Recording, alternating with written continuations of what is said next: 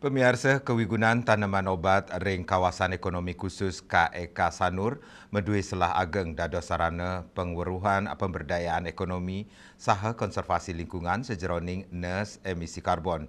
Tanaman obat sida kewigunayang oleh kerama lokal wiadin pengunjung.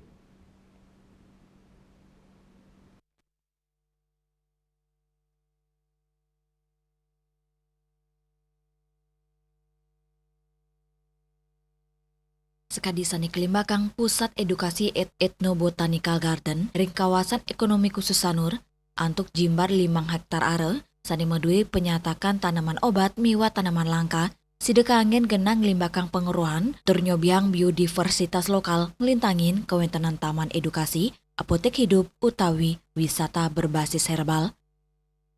Tanaman obat inucap pacang kuigunayang anggen ring spa miwa restoran ring wewidangan inucap.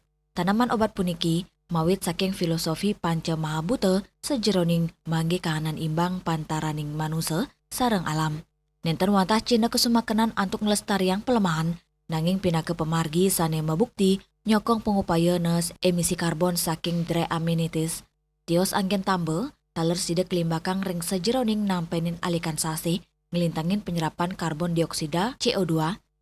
Ini ki inucap taler kesokong oleh angge sane guyup ring The Heritage Associates sane nandur taru nepet ring pikeleng hari bumi santukan taru pinake silih tunggil witning kauripan. Pohon menjadi salah satu sumber kehidupan.